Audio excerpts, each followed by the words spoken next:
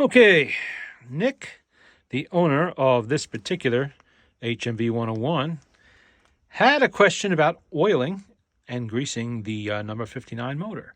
That's your typical Spam can motor with an aluminum body on it that you usually see. In not all, they use like 3 or 4 different motors in the 101 during its run.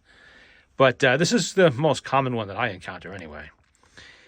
And they're all pretty much the same inside. You know, they some have pillar and plate construction. Some have an aluminum body like this with a single plate.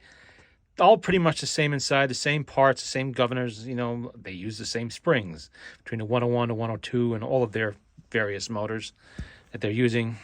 It's even not that dissimilar from the old 100. As for oil, you know, you want something like this. This makes life easier. This is a clock oiler. There's a lot of, you can get this on eBay, places like that. It's got a light oil in it. That's all you really need. Now, if you look inside the case of the 101 and the 102, and pretty much every HMV and Victor machine, you're going to find some kind of diagram like this telling you how to oil it, you know, where the oil goes and where the motor grease goes. All right, you can say the first and most important one that you want to oil is going to be your friction leather right there. That's your friction leather. That uses the most amount of oil, and if it gets dry, it starts to wear, then you have to replace it. It's a piece of leather. It's not impossible to replace. It's easy enough to find. That's exactly the same diameter as is used for Singer sewing machines, the old-fashioned Singer sewing machines. They sell Singer sewing machine leather belts on eBay. They're cheap. One belt is a lifetime supply for someone who does a lot of machines. You'll find it used here, and you'll find it used on the brake also, which is, where is it? Whoops, right there. Same leather, same diameter leather, comes round. All you got to do is measure it out and snip off the piece you need. All right, here you have your governor, and you have a bearing here and a bearing here. They need a drop of oil each one. Then you want to go here. There's your shaft. You oil that. And let me see if I can. The other end, which is, you know, right up there. Now, if you ever take this apart, or any Victrola or HMV motor apart, it's very important to remember, at the other end of that main shaft there, your spindle shaft, there is a bearing. See that little cup there? There's a bearing in there. In the case of HMV, it's a really tiny one. It's actually identical to the one that's in these bearing cups right here. Same thing, but don't take one of these out, put it in there. If you lose it, just you get another one. Call one of the parts people, suppliers, and get another one. They're easy to lose, and they usually stick in there, but not always. I've had some of these I took apart, and the bearing fell right out. And others where I had to soak it for quite a bit to get it loose.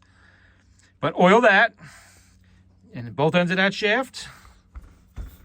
And then we come up with this side. Both ends of this shaft down there. And this is easy up here. Just drop oil right there. And then you have the gear on your barrel. You want to drop some oil in there a little bit. Either end. This is mostly grease, but still a little bit of oil would be beneficial to it. Right in there on either side.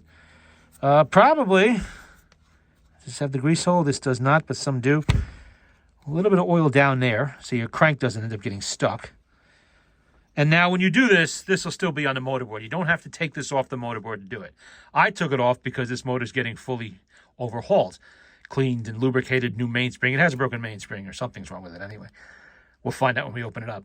And that's the only reason why I have it out like this. But normally it would be on your motorboard still. You take the motorboard out. It's only 4 screws, 1, 2, 3, 4. You take your crank, you stick it in there, and you kind of do this a little bit to loosen it. And very carefully work your fingers under the end or pull up by the spindle and work it loose. Sometimes it can be a little stuck. They've been on there for who knows how many decades, you know, since somebody did anything with it. So you might have to use a little persuasion, you know, gentle persuasion, just get it out. That's all. Don't force anything. And you'll have to maneuver a little bit so the motor is kind of stuck under the other. It doesn't look like this normally. There's another wooden panel that goes over here that has your tone arm on it. You don't take that off. That stays in place. Leave that alone. The first half, only with the 102 would you be lifting the whole motorboard because it's a one-piece motorboard. 2-piece, you just lift the front half to get it out to access the motor. That's all. That's all you have to do. You flip it over on your work table like so. You take off this little spam cover here that goes on there, and it's held on very easily with just 3 little screw holes. Where are the screws? Screw hole 1, 2, and 3. For some unknown reason, this one only had 2 screws. One of them must have gotten lost during a previous oiling sometime in the past. But that's all right. 2 will hold it on. If I can find the 3rd one somewhere, I will replace it, but may not have one. And they were very tiny screws. They look, it's a regular flat screw. Where are we? Looks just like that. It's real small. Good to work with a magnetic tray so these screws don't get away from you. They stay where you put them. What's the other important thing I wanted to mention here? Where is, okay. This. See that? That's your speed control. That's what attaches to that lever arm on the motor board, and it's set, you set your speed, say that's 78, and it'll hold it there. What happens with these, not this one, but what happens with these is they freeze right here on the shaft. They'll lock in place, and then you're not gonna be able to control your speed properly. So what you have to remember to do, if it's locked in place, you put a little bit of oil in there, and you drop some in. I'm gonna do it now. Come on, oil. There you go. Just a drop. You don't have to get crazy with it. And then you just work it back and forth until it comes loose. And always remember to put some oil on that. That's important. Okay, the other oiling here. The shaft. Right there my finger is. That has to move. This body, this moves in and out on that shaft according, as the weights expand under load when it's turning. Drop oil in there. I already mentioned the friction leather. You can put a lot on the friction leather because that needs it. This is greased right here on the governor shaft. I don't like to do that on some machines, like not this one, because this one is brass. You're okay on this one. You can grease that up nice. Some machines might have a fiber gear here. Not this one, but a fiber gear like Swiss machines, some Columbias, Gerards. You want to be careful what you put on there because you could start to deteriorate the fiber. I mean, it's almost 100 years old. The fiber's holding together. It's a miracle to start with. You grease it up, you could accelerate the process of decay. What I do is I put powdered graphite on that, but only the ones that have a fiber gear, or a plastic-like gear, not this one. This is brass. This is fine. You grease up here. You can see where the grease is. Grease there, grease here, grease here, grease there, and grease here. And if you can, some grease on that one down there. That's your winding gear. Put some grease on that too. So you got to remember grease on the gears, oil on the pivots where they go through, the shafts go through and have a little bearing in there. What kind of grease to use? If you're a traditionalist, you can go back to the Vaseline and black powdered graphite. Messy. You have to mix it yourself. That works. But, this is the 21st century. We do have better alternatives today. Frankly, I use either white grease or I use whatever grease I happen to have for wheel bearings on the car. That's all. Or high pressure, grease that I use for greasing things like the bucket on a bucket loader, or a backhoe and stuff like that. That equipment is worth hundreds of thousands of dollars. If it works on that, which is a very similar type of bearing setup, it'll work on this too, just fine. You're not going to hurt anything. But it doesn't matter. Whatever you got is better than nothing. Okay, you don't want nothing. So whatever you happen to have, even if it's plain Vaseline, it's better than nothing. And the same thing does with oil. You don't have to get crazy with oil. I use things like this because I oil a lot of machines. My own, sometimes I help other people like I'm doing here. And, that's why I have this. You don't have to go to eBay and buy this. You can buy a quart of oil at the auto parts store, a 0W20 or whatever used for your car, and it'll oil these bearings just fine. All right, if you're putting it in the engine of what you just spent $50,000 on, it's not going to hurt a Victrola motor at all, or an HMV motor, as this is. Although pretty much the same thing. Internally, there's not a lot of difference.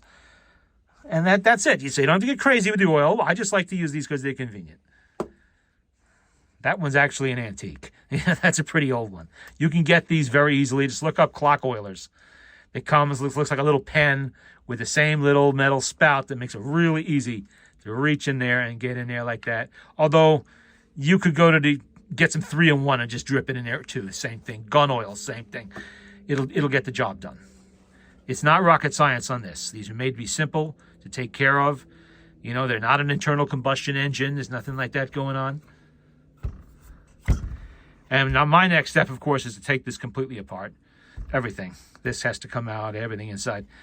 And soak it, get all the grease off it, and repair the spring. We have the spring. It's not a big deal. Then we're going to take off that handle and replace it with a correct one. See how that comes off in there? You just fold those tabs over, peel these metal cups off, and you can replace it very easily. And that's what it looks like inside. See the horn? That's the famous folding horn in there. It goes all around there and comes out. 102s have pretty much the same horn, except they're a little bigger over here. And they don't have this in the same exact spot, but pretty much same idea. And what else do we have to fix on this? I already fixed the latch. That's been taken care of. That was irritating me, and I was afraid that piece was going to fall off. So I decided, let's fix that first.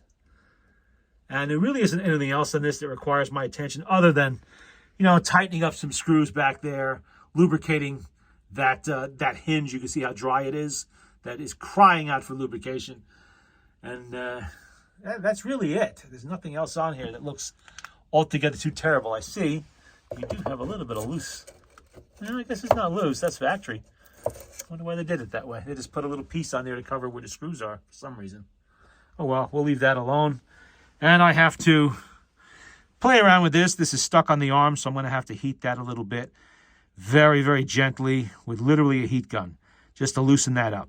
Don't ever force anything on one of these reproducers, because being that it is very likely pot metal, you could shatter that thing and then it's useless.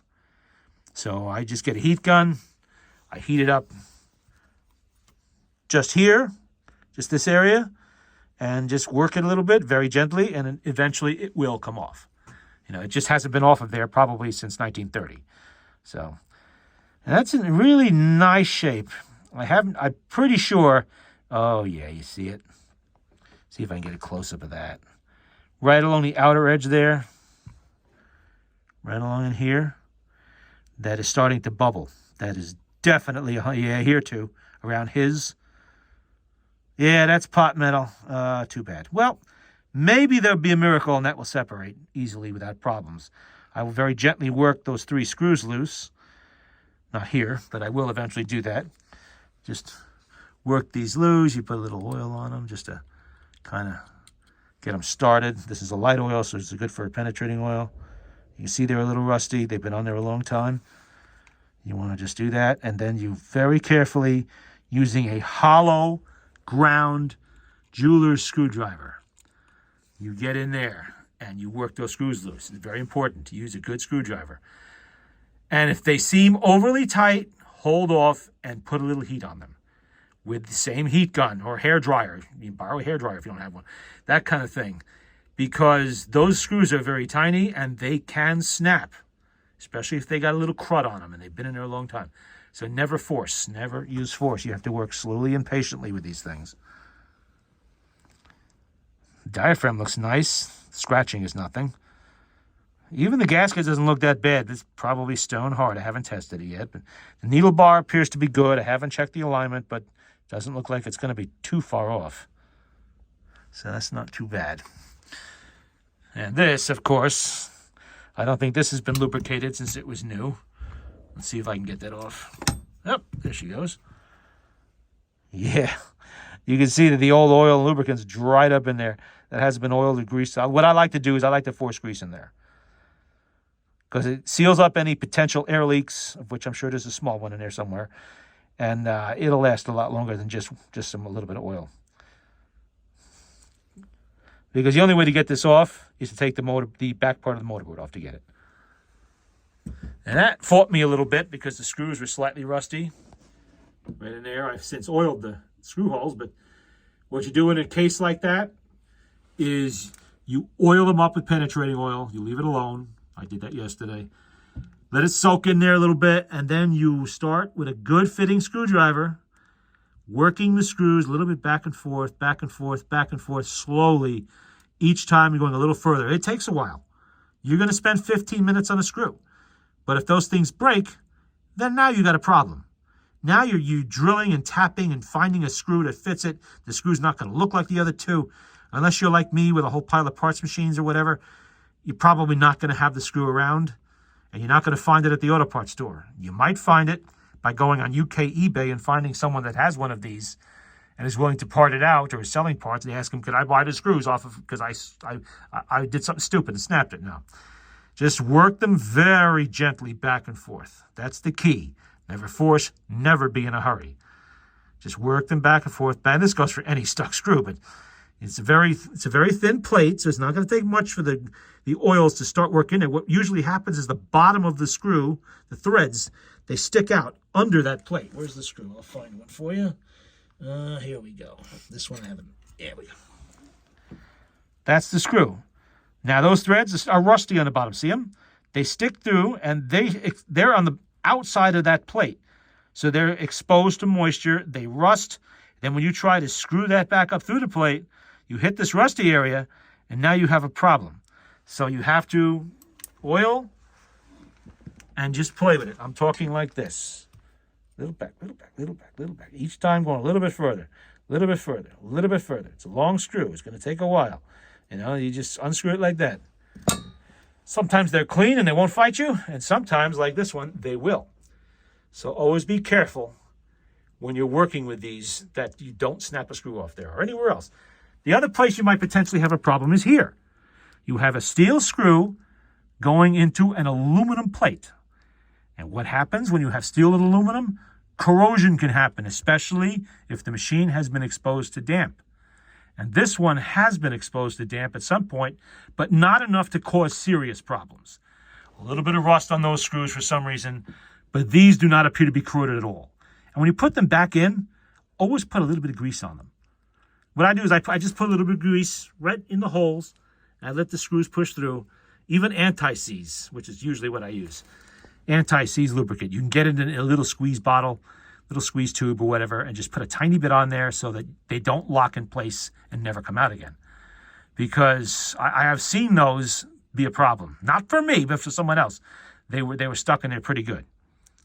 And you have to do the same thing, gently working it back and forth, back and forth. You do not want to break a screw in this. You know, like again, I have several spare motors. I could always go get one of these plates and just swap it out. You don't want to have to do that if this is the only one you have. You know, you have to be very careful because you don't have a supply of parts. Don't break things and don't lose things. I think we've covered the basic maintenance on this. Now your springs, obviously, do need lube. Usually once every 25 years is fine. What kind of grease you use, that depends on what's in there.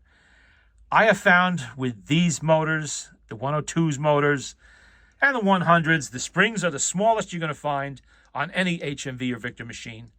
They're usually 9 to 13 feet long, an inch wide. And what happens is they get weak.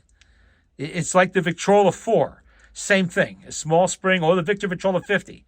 They get weak because they're a small spring. And what I do nowadays, I just swap them out with new springs. You know, I don't bother screwing around. I just put a new spring in there, and I put the old one up, and, you know, call it good. What kind of grease to use on a new spring? I use my typical red high-pressure grease that I buy in the big 5-pound tubs. At the auto parts store, it works fine. I squirt some STP engine lube in there, engine treatment, just to thin it out a little bit, and it works great. I've never had a problem. It's a brand new spring, so it needs a thicker, it's not really a thick grease, but it needs a more substantial grease than white grease. In my opinion, you could use white grease and be just fine. You could use Edison's formula of the Vaseline and black graphite powder and be fine there too. You know, there's no right or wrong way here. I know that food fights start on the internet with people talking about lubrication and just about anything, especially in these. Everybody has their own way of doing it, and there's no right way, there's no wrong way. Okay, just as long as you have something in there, as long as you're not putting it in dry or leaving the old dried up grease in there, you know, so it doesn't want to. I've seen these things so bad they locked up the machine, the whole motor rather. You know, you want to have a decent grease in there, whatever you choose to use. That's just what I choose to use. You know, like I said, no right way, no wrong way. Not condemning anybody's methods, just saying that that's what I use because it's easy for me. That's the grease I have on hand. You know, I use grease for a lot of other things than just Victrolas. And now, if I was going to be using an original spring for whatever reason, I would use the lightest possible grease I could find. after the spring was cleaned and the barrel was cleaned. You know, I would maybe, I don't know what that, I guess that would be, it would be white grease. That's pretty much the lightest I could think of. Even lighter when it's got some STP in there to thin it out. You know, but if you have a new spring, you don't have to do that. You can put a regular grease in there to be good for 25 years. People complain about white grease, saying that it dries out quicker. I've never found that to be the case inside of a spring barrel. And I have had machines for over 30 years. So some of them I have now done overhauls on the motor more than once. You know, it hit the 25-year mark. I pulled the motor back out. I took it apart, and the spring was fine. The grease was fine. It was still, perfectly normal looking. There was no problems. So maybe when it hit the 50-year mark, there might be. But, I have a feeling I'm not going to be around to complain about it if it is at that point, at the 50-year mark. Hopefully, but you never know. And I already covered the bearings and the importance of being careful with those. And let's see if this has some good. Let me see. Okay, I want to check the lash on that. So what we're going to do, I have to do this the other hand. Pull it back. Do we have lash? Oops. I really can't. Oh, no, I'm pushing against the. Yeah, there is. See it moving? Come on. Focus. That's moving in and out just a tiny bit. That's what you want. You don't want this ever to be tight in those bearing caps. And they are adjustable, one side or the other. I forget, it's this side, I believe. That is adjustable. The other side has a groove that locks it in one position. And you want to have you don't want this slopping back and forth a lot. You just want to do it a little bit, and that's fine. I know it's hard to see. I'm not really getting this well on the camera. But you can hear it. This is really a two-hand job, and I don't have one of those gizmos that holds the camera, or rather the phone in this case. That's all right. That's good. Whoever did it the last time, they adjusted the lash okay. I would probably do it a tiny bit tighter, but it's okay.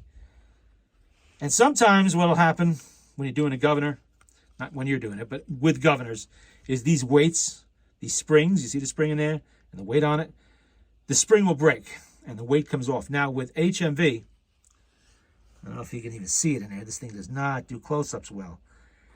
That's a rivet. That's riveted on there. It's not meant to come apart. It's meant to be changed as a unit, spring and weight together. That is not how Victor did it. And this governor is a Victor design. This is how HMV did it. But if you get a set of springs and a set of weights with the screws for a Victor Victrola, let's say a 1920 Victor Victrola motor, just to give you a year. Doesn't matter. They're the same for a lot of years. It will interchange to this.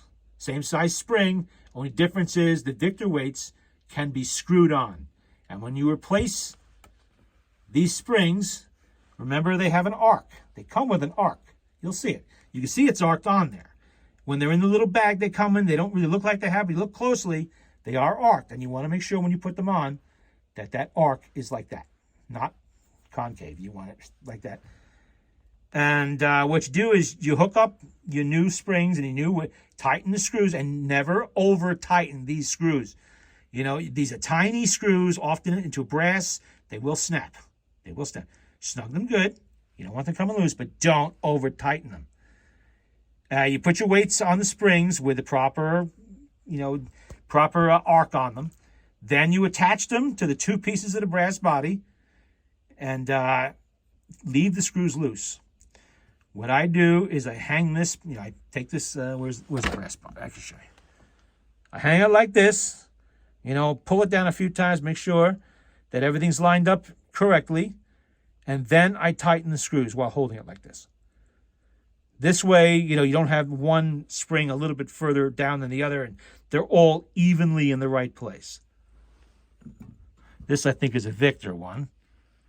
It is. This is an older style Victor from a Victrola 4. You can see, I don't know if you can really see, but there are screws down there. But I could actually take this weight assembly off of there. This one's not in the best of shape. The springs need replacing, but I could take this off of there and I could swap it right onto there. You can see. Whoops. Let's turn that around the other way, shall we? Just ignore the shape of the weights. They still fit. But you can see that is the same thing. This is from a 1917, I think it was, or 1916 Victrola IV, the little tabletop. And they're the same. You could swap it on there. The center shaft comes out, and that's one thing you also want to check. See that little screw right there?